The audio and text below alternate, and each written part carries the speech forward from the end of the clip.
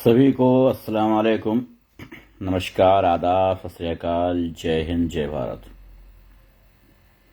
आज बड़े दिनों के बाद हमारी लाइव ओपन हो गई है और हम आपके सामने इस वक्त लाइव हैं। देखना ये है कि अभी आईडी कहाँ तक साथ देती है। आईडी के साथ साथ बैन के साथ साथ रीच भी ओपन की गई है या नहीं, ये भी देखना होगा। बहरहाल नचनिए की बात करना चाहता हूं। एक भोजपुरी का नचनिया है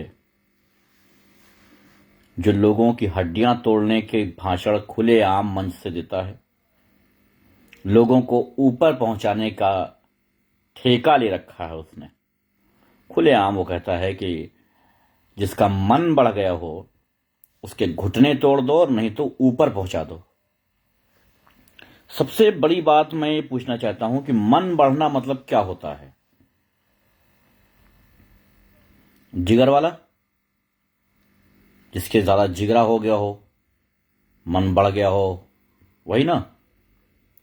इस वक्त नरेंद्र मोदी से ज्यादा मन किसका बढ़ा हुआ है? माननीय भाजपा के नेताओं, मुझे बताएं आप लोग, इस टाइम पूरे मुल्क में, पूरे देश में अगर देखा जाए तो सबसे ज्यादा मन किसका बढ़ा हुआ है? वालेकुम सलाम भाई, ठीक हूं मैं। अगर आप कहेंगे कि साहब सबसे जिगर वाले मोदी जी हैं, तो निरहुआ के इस कमेंट्स को या इस धमकी को या इस उग्र भाषण को किसके खिलाफ समझूं? घुटने तोड़ने, ऊपर पहुंचा देना के काम जो बताया है निरहुआ ने, नचनिया ने दिया है। नचनिया ने ये काम जो दिया है, नचनिया ने अपने नेताओं को, पुंजीय नेताओं को, अपने कार्यकर्ताओं को, अपने दर्शकों को, तो किसका घुटना तोड़ना है और किसको ऊपर पहुंचाना है ये भी बता दें। आजमगढ़ पुलिस से पूछना चाहता हूं कि आखिर इस पर कार्रवाई आप करेंगे या इसको आपने अपना दामाद मान लिया है? हो सकता है आपने दामाद मान लिया हो क्योंकि वो वहां जाकर के सांसद बन गया है, तो आपने दामाद मान लिया होगा, कोई बात नहीं। सरकार से तो कहूंगा नहीं कि क्या करना है, सरकार से कहना बेवकूफी है, क्योंकि सरकार ने तो लिया ही इसीलिए है इस पार्टी में ताकि आके गुंडई करो। तो गुंडई होनी है, 100% गुंडई होनी है। भारतीय जनता पार्टी के वोटर्स जो हैं, कार्यकर्ता जो हैं, मैं उनसे पूछना चाहता हूं कि भैया ये बताओ, क्या लोगों के घुटने तोड़ना, लोगों को ऊपर पहुंचाना, यही ठेका ले रखा तुम लोगों ने? और जिसके तुम घुटने तोड़ोगे, जिसको तुम ऊपर पहुंचाओगे, उसके लोग, उसके जानने वाले, उसके पहचानने वाले, उसके अपने लोग तुम्हें बाइज्जत रिहा कर देंगे? क्या अदालत समझा है भारत की? हैं? भारत की अदालत समझ रखा है तुमने पब्लिक को? तुम कुछ भी करो, बाइज्जत रिहा हो जाओगे? भारत की सरकार समझ रखा है इस आम जनता को? यह आम जनता है साहब, ये भारत सरकार नहीं है। किसी रेपिस्ट को इसलिए छोड़ देगी, आजाद कर देगी क्योंकि उसने मुसलमान का रेप किया था, इसलिए छोड़ देगी?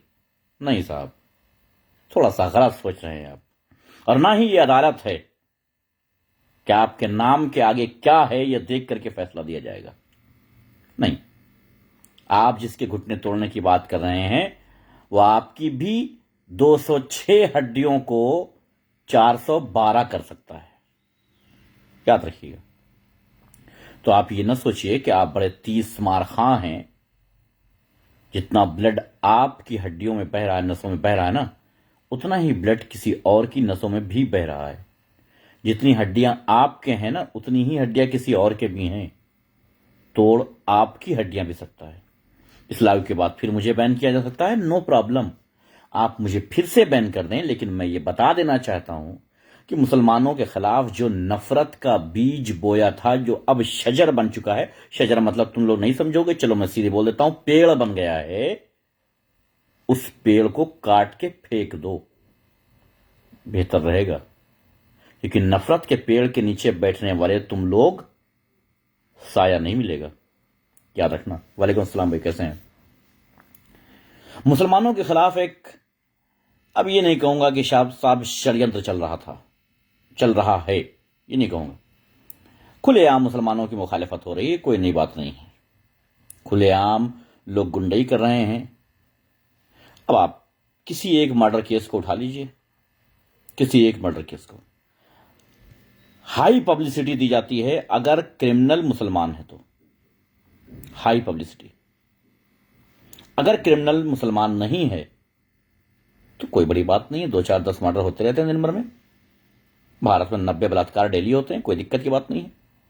उन बलात्कारियों में मुसलमान कितने हैं ये देखना बड़ी बात है। किस मुसलमान का रेप हुआ है ये देखना है ताकि मुजरिम को छोड़ दिया जाए, और किस मुसलमान ने रेप किया है ये देखना है ताकि उसको जेल में डाल देना है। बस यही तो है। भारत में पारदर्शिता नाम की कोई चीज नहीं है, इंसाफ नाम की कोई चीज नहीं है, न्याय नाम की कोई चीज नहीं है, अदालत नाम की कोई चीज नहीं है, गवर्नमेंट नाम की कोई चीज नहीं है। भारत में एंटी मुस्लिम संगठन हैं, इसके सिवाय कुछ नहीं है। यही सत्य है। फुटबॉल हो रहा है कतर में साहब, इंडिया में बैठी मीडिया से क्या फर्क पड़ता है? इंडिया में कतर में हो रहा है, आप कौन होते हैं दखल अंदाजी करने वाले उसमें? हालांकि दखल अंदाजी की औकात नहीं है आपकी। अपने घर में बैठ करके आप भले चिल्ला लीजिए, चीख लीजिए, सुन ले कतर सुन ले, ये कह सकते हैं, इसके सिवा आप कुछ नहीं कर सकते हैं। वालेकुम अस्सलाम भाई। सुन ले कतर करके आप कुछ नहीं कर पाएंगे। वहां जो कुछ होना है वो वैसे ही होगा। तुम शर्म करो कि 150 करोड़ लोगों में 11 लोग ऐसे नहीं हैं जो वर्ल्ड कप खेल सकें। जानते हो क्यों? क्योंकि खिलाड़ियों को बाथरूम में खाना खिलाना इंडिया का चलन है, किसी और का नहीं है। ये भूल गए? अभी रिसेंटली एक वीडियो आई थी, हरभजन सिंह ने पोस्ट करके पूछा था यूपी सरकार से, साहब ये क्या हो रहा है? खिलाड़ियों को बाथरूम में खाना खिलाया जा रहा है, बाथरूम में खाना बनाया गया, बाथरूम में खाना खिलाया गया खिलाड़ियों को। तो वर्ल्ड कप, फुटबॉल का वर्ल्ड कप खेलने की हैसियत हम भारतीयों की नहीं है। हां, वो अलग बात है कि कतर में जो फुटबॉल हो रहा है उसमें जो दर्शक आए हैं, पहले मैच में जो दर्शक आए हैं, उद्घाटन जब हुआ है तो हर एक चेयर पे तकरीबन 90,000 के आसपास चेयर्स पर, कुर्सियों पर गिफ्ट पैकेज रखे हुए थे, पैकेट रखे हुए थे। आप आइए, एक एक पैकेट गिफ्ट ले जाइए। वालेकुम इस्लाम भाई, जी सकलैन भाई, जरूर कर दूंगा इंशाल्लाह भी, है ना। एक एक पैकेट ले जाइए गिफ्ट का। और उस पे सबसे बड़ी बात यह थी कि कतर के किंग का फोटो नहीं था। नहीं था। कतर में जो फुटबॉल हो रहा है कहीं नहीं है फोटो। हत्ता कि सऊदी अरब ने अर्जेंटीना को हरा दिया। अर्जेंटीना को हराने के बाद सऊदी अरब में चारों तरफ जश्न का माहौल था, छुट्टी दी गई, इंटरनेट फ्री दिया गया, हर रेस्टोरेंट में 50%, 20%, 30%, 40% डिस्काउंट चल रहे थे। हर गली कूचे में उस खिलाड़ी की और इस टीम की फोटोज लगी हुई थी, लेकिन कहीं पे हमने नहीं देखा कि किंग का फोटो लगा हो। खेल ग्राउंड पर खिलाड़ी ने खेला था, इसलिए प्रोत्साहन जो है वो खिलाड़ी को मिलना चाहिए, उत्साह खिलाड़ी का बढ़ाना चाहिए, तारीफ खिलाड़ी की होनी चाहिए। और हुई। भारत में अगर विराट कोहली शतक मार देता है तो पोस्टर लगाए जाते हैं, मोदी जी की वजह से हुआ ये सब कुछ, है ना। अभी वर्ल्ड कप देखा ना, तुम्हारी 11-11 पंडितें लेकर के तुम्हारी टीम के जो लोग बैठे थे, 11-11 पंडित लेकर के तुम लोग बैठे थे टीवियों पर, कुंडलियां मिला रहे थे, है ना। प्रैक्टिस करने की जरूरत नहीं है, बहुत बढ़िया जीत रहे हैं, बहुत बढ़िया जीत रहे हैं, एकदम जबरदस्त जीत होने वाली है भारत की, और किसी को प्रैक्टिस करने की जरूरत नहीं है। 10 विकेट से हार गए तुम लोग। जानते हो क्यों? क्योंकि जो बीसीसीआई का अध्यक्ष है ना, उसे बैट का वजन नहीं पता है, बॉल का वजन नहीं पता है। समझ रहे हो? नो बॉल कितनी ऊंचाई से होती है, लेंथ क्या होनी चाहिए, यह नहीं पता है। कितनी दूर गेंद डालने पर बाउंसर होती है, कितनी दूर डालने पर शॉर्ट पिच बाउंसर होती है, यह नहीं मालूम है उसको, इसलिए नहीं पहुंचे वहां तक। यही सत्य है, यही हकीकत है। और तुम लोग 11 पंडित लेकर के नौटंकी कर रहे थे, ढोल मजीरा लेकर के मीडिया में बैठे थे कि जीत गए साहब, बहुत बुरा, बहुत अच्छा जीतेंगे और ये करेंगे और वो करेंगे। और क्या चलाया था मीडिया में? कब दिलाएंगे मोदी जी। इधर कोई कब रखा भी नहीं, वरना उठा के दे देते तुम लोग को। अभी तुम लोग इसी लायक हो, कब जीतने के लायक नहीं हो, कब जीतने के लायक नहीं हो। और सच्चाई तो यह है कि लीग से भी बाहर होना था तुम लोगों को, और हमको पता था कि लीग से बाहर हो जाओगे, मगर खैर मनाओ एक खिलाड़ी का, सिर्फ एक खिलाड़ी का, सिर्फ एक खिलाड़ी का, सूर्य कुमार यादव, जिसकी वजह से सेमीफाइनल तक पहुंचे विराट कोहली और सूर्य कुमार। हालांकि टीम पूरी खेलती है तभी जीत होती, लेकिन अगर सूर्य कुमार के या विराट कोहली के रन हटा दो, तुम्हारे पास कुछ नहीं बचता है। शर्म करो यार, शर्म। टीम ढंग की चुनने में टीम जीतती है, टीम खेलने से जीतती है।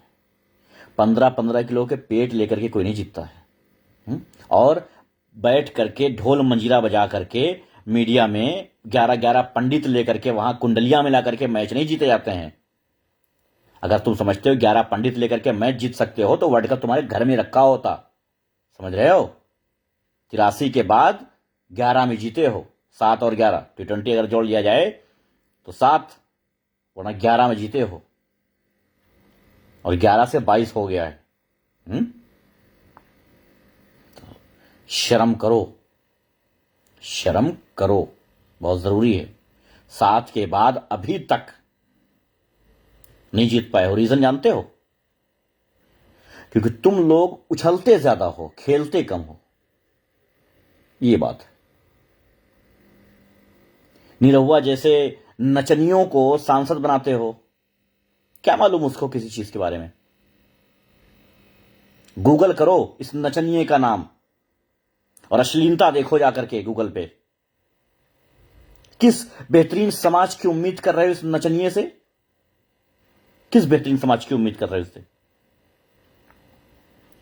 चंद पैसे लेकर के, जेंडर बदल करके स्टेज पर नाचने वाला एक आदमी आपकी समाज की बेहतरी करेगा? शर्म करो यार, शर्म करो। क्या सोच रहे हो? वालेकुम सलाम भाई। चंद पैसे लेकर के जाकर के स्टेज पे नाचता हो जो, महिलाओं को कपड़ों में।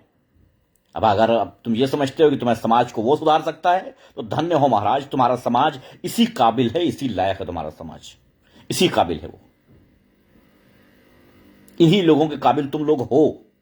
सच्चाई ये है, तुम लोग बिल्कुल काबिल नहीं हो। कोई पढ़ा लिखा आदमी विधायक सांसद बने और तुम्हारे समाज को सुधारे, नहीं बना सकता, नहीं सुधार सकता, क्योंकि तुम लोग नचनिए को ही देखने के लायक हो।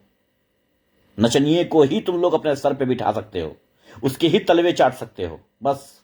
इसके सिवा कुछ नहीं कर सकते। कभी देखा है तुम्हारे सांसद ने क्या किया है, विधायक ने क्या किया है? नहीं, नहीं देखा होगा। अरे तुम्हारे घर में प्रोग्राम होते हैं, कितनों में आ जाते होंगे तुम्हारे सांसद और विधायक? बताओ मुझे, किस बेस पे वोट देते हो? मैं हमेशा एक सवाल करता हूं, तुम्हारा मापदंड क्या है, पैमाना क्या है? अपना वोट जो देते हो कैसे तौलते हो? किसको देना है? 10 चोर निकम्मे खड़े हैं, उन 10 निकम्मों में, 10 चोरों में किसको देना है? कैसे तौलते हो तुम? मैं बताता हूं कैसे तौलते हो। मेरी बिरादरी का कौन है, मेरे धर्म का कौन है, मेरे धर्म की पार्टी का कौन है, किस पार्टी ने मेरे धर्म का काम अच्छा किया है, उसको देते हो।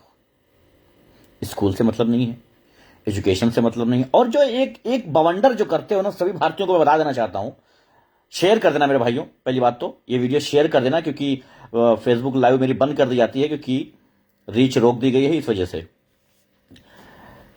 जो बवंडर करते हो ना कि सारे भारतीय सीईओ बन रहे हैं, पूरी दुनिया में भारतीयों का कब्जा हैं, और अब तो प्रधानमंत्री भी बन गया है यूके का एक, है ना। मैं बताता हूं तुमको,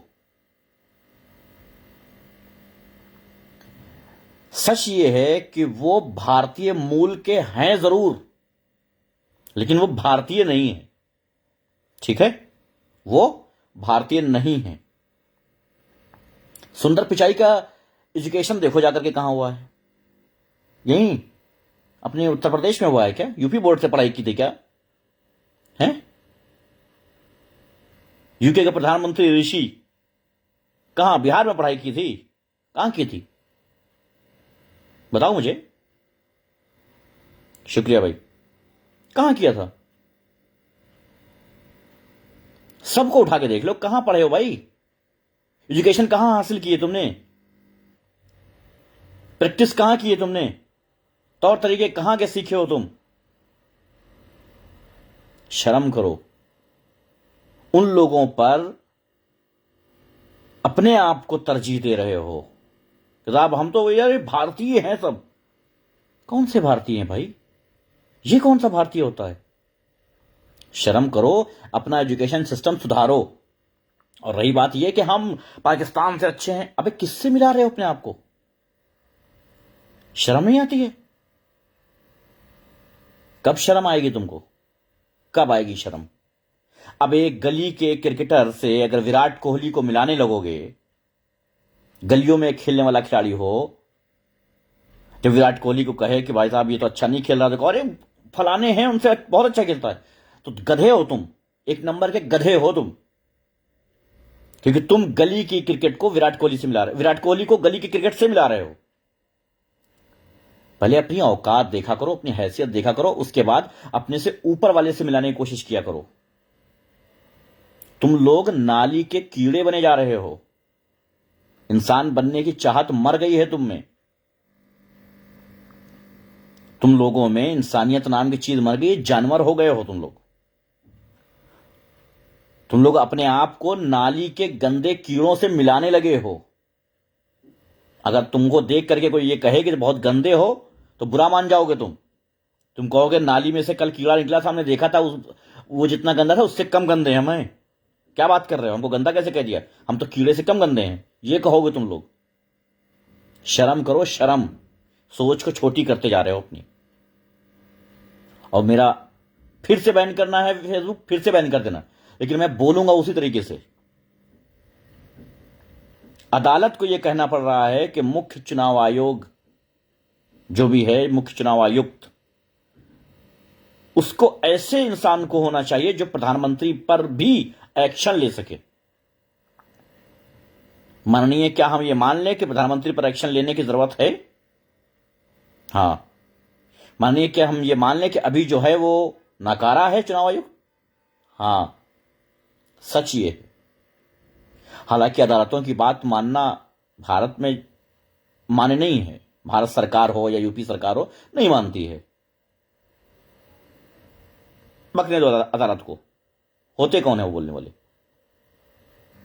उसी अदालत के फैसले को मानते हैं जो जज को राज्यसभा बनाना होता है। राज्यसभा जिस जज को बनाना होगा, राज्यसभा भेजना होगा, उसी जज के फैसले मानेंगे बस, बाकी फैसले नहीं मानेंगे। दलील सबूत ये हुआ करती थी किसी दौर में अदालतों में। अब धर्म, जाति और पार्टी होती है अदालत में। अब वकील जाकर के वहां ये नहीं कहता है कि माय लॉर्ड हमारे पास ये दलील है, कहता माय लॉर्ड हमारे पास ये पार्टी है। ये नहीं कहता है माय लॉर्ड हमारे पास ये सबूत है, कहता माय लॉर्ड हमारा मुवक्किल तो इस धर्म का है, ये कहता है। सच्चाई यही है, फैसला इसी पर हो रहा है। जुर्म करने वाले का नाम क्या है यह महत्व रखता है, जुर्म क्या किया है यह महत्व नहीं रखता है। अगर रेपिस्टों को छोड़, भारत में 90 बलात्कार डेली हो रहे हैं, और इस टाइम जो हत्याएं हो रही हैं, न जाने कितनी हत्याएं डेली हो रही हैं, डेली हत्याएं हो रही हैं। एक नया कानून बना दिया गया है लिव इन में रहने का। जाओ ऐश करो, किसी भी बहन बेटी के साथ रहो जाकर के, और नाम दे दो लिव इन का। मां बापों से कितनी बार मैंने कहा है कि अपने बच्चों का ख्याल रखो, बड़ा करके दूसरे शहर भेज करके उनको जो पढ़ाई करवाते हो ख्याल भी रखना सीखो। कल को रोते रहोगे, रोते रहोगे, कुछ नहीं हो पाएगा। सरकार, गवर्नमेंट, अदालत, मीडिया, सबको मसाला मिलेगा और कुछ नहीं मिलेगा। मैं सबसे कहना चाहता हूं, सभी मां बापों से कहना चाहता हूं, हिंदू, मुसलमान, सिख, ईसाई, कोई भी हो, सबके लिए मैं कहता हूं, चाहे आप लड़के के मां बाप हैं चाहे लड़की के हैं, सबके लिए एक ही बात है, अपने बच्चों पर निगाह रखना शुरू कर दो, क्योंकि दौर बहुत बुरा आ चुका है। समझ रहे हो? दौर बहुत बुरा आ चुका है। यहां पर हर चीज लीगल होती जा रही है। हत्या लीगल हो गई है भारत में। अब तो धर्म का होना चाहिए, बस एक विशेष धर्म की हत्या होनी चाहिए और एक विशेष धर्म के लोगों ने की हो। बस फांसी तो हो सकती है आपको, लेकिन किस धर्म के हो यह पूछना पड़ेगा पहले। मीडिया की बात तो करना बेवकूफी होगी, क्योंकि किसी कोठे के दलालों की बात मुझे नहीं लगता कि करने की जरूरत है। बिल्कुल खतरनाक है। और मां बाप को सोचना चाहिए अपने बच्चों के बारे में। मां बाप को सोचना चाहिए अपने बच्चों के बारे में कि सरकार के इस फैसले ने, अदालत सरकार सब एक ही है, सरकार के इस फैसले ने जिस तरीके से नौजवानों को गुमराही के रास्ते पर फेंक दिया है, अय्याशी के रास्ते पर फेंक दिया है, वो सब कुछ इसलिए ताकि खास मुद्दों से अपने जहन को हटाया जा सके।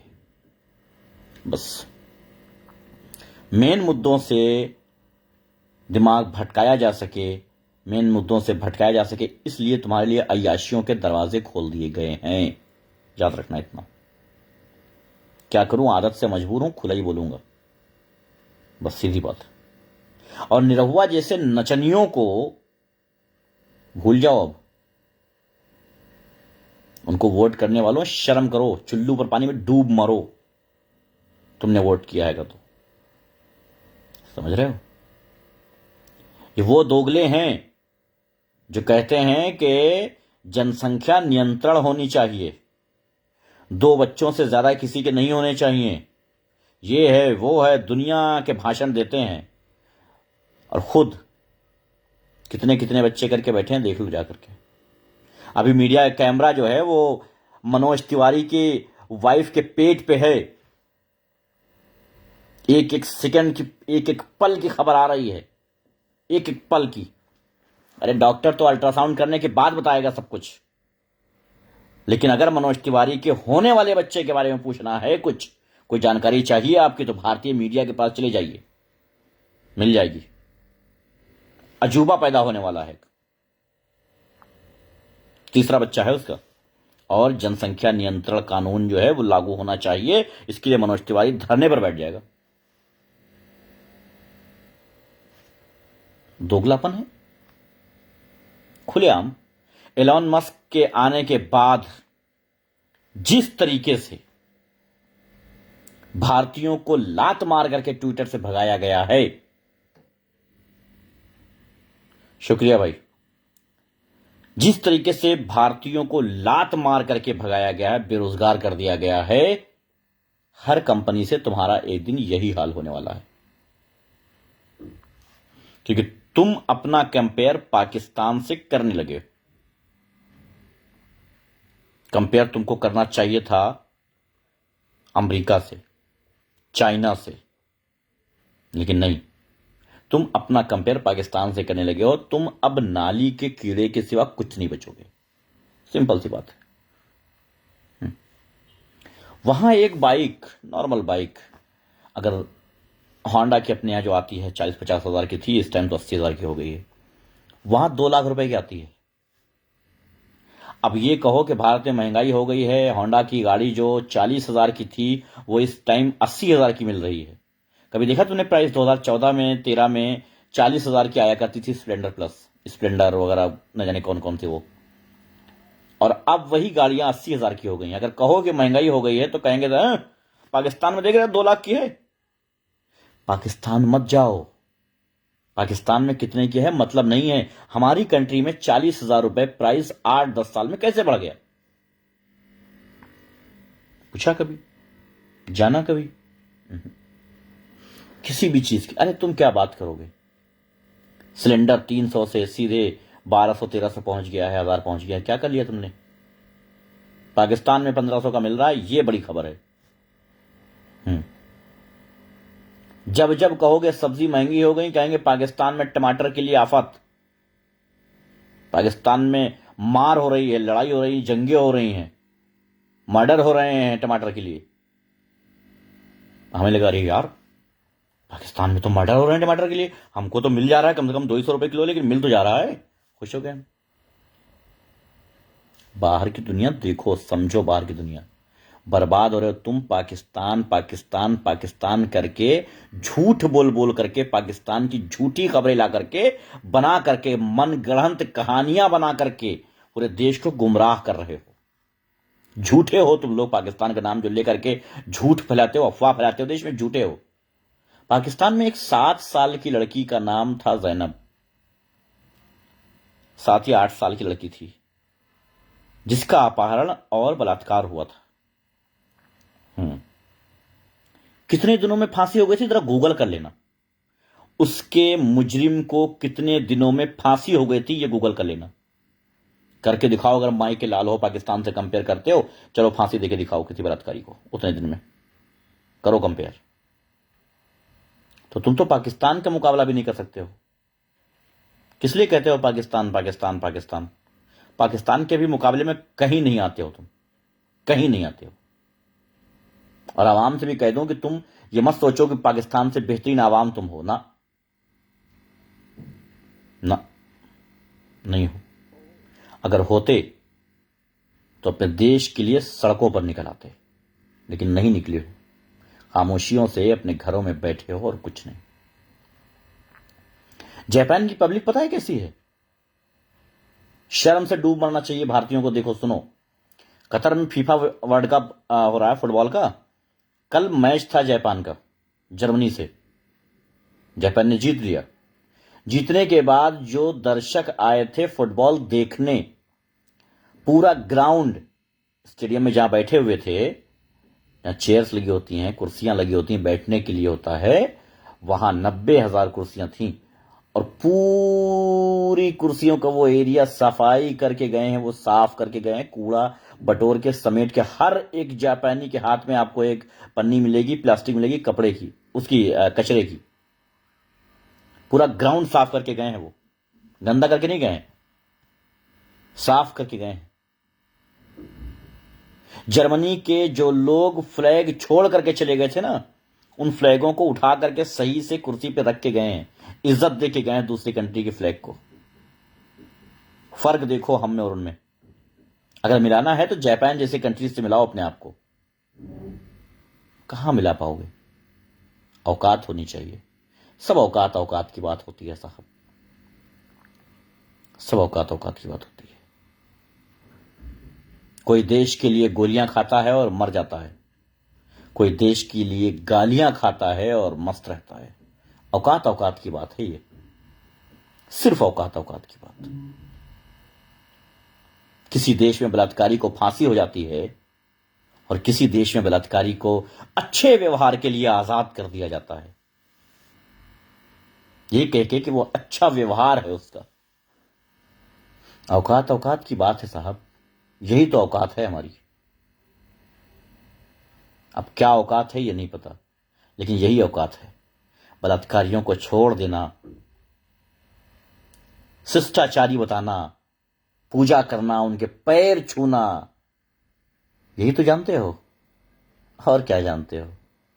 बलात्कारियों को अपना बाप बनाने के सिवा और किया क्या है? यही कर सकते हो।